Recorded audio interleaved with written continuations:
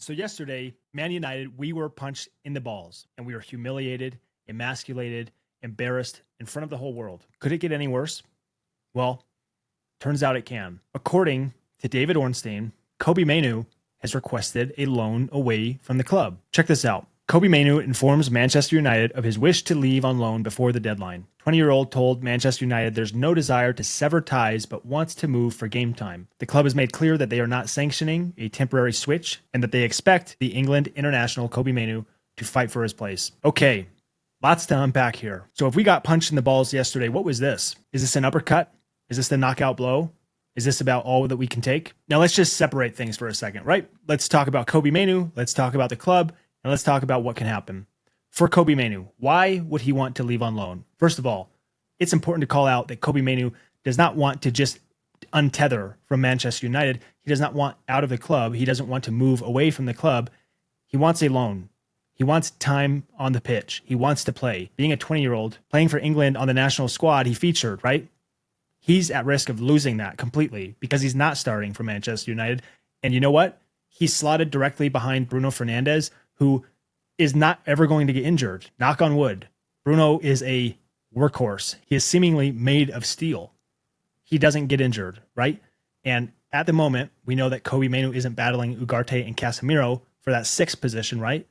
We're told that he's battling Bruno Fernandes, and he's supposed to be the successor, right? So naturally, if what we understand that Bruno could lead the club next year, Kobbie's the successor, that means he's probably not going to start a lot of matches this year. You can understand Kobbie Mainoo feeling like it is important, it is vital for him to maintain sharpness and to get minutes and to play and to develop as a player, not just for Manchester United, but with a World Cup in the summer. You can respect that from him. It's not a slight against Manchester United. Maybe it is, at least in the interim, that he feels like he's not going to be getting playing time, which is crazy that he would feel that he's not going to be getting playing time because one could argue there are not many midfielders on our roster, in our squad, that can get any playing time.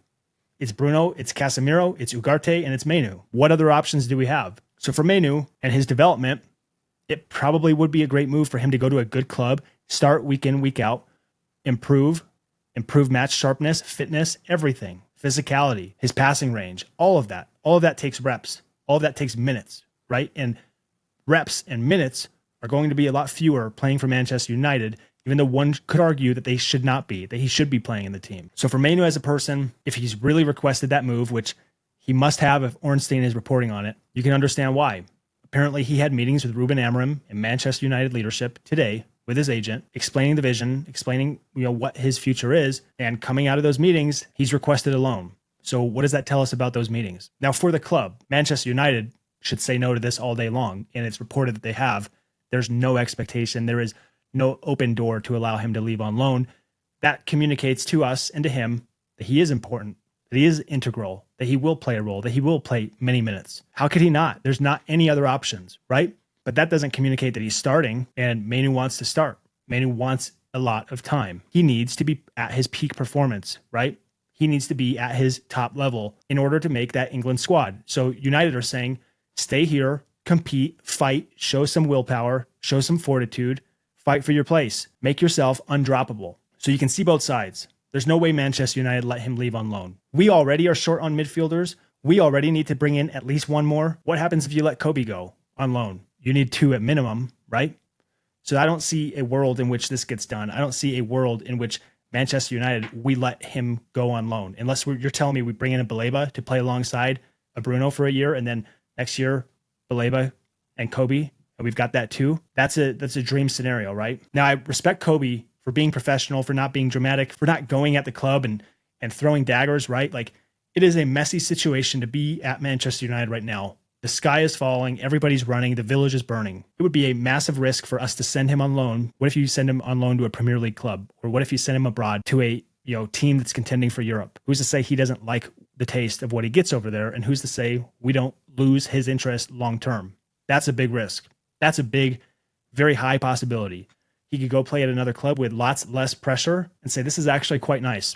I prefer this, actually, and then push for a move after that loan. That's not a scenario that I ever want to see. He's a boyhood Manchester United kid. He has a love for the club, and he should be one of our cornerstones moving forward, right? But there is one wild card, and that is Ruben Amorim. What's going to happen? feels like we are stuck in the in-between, right?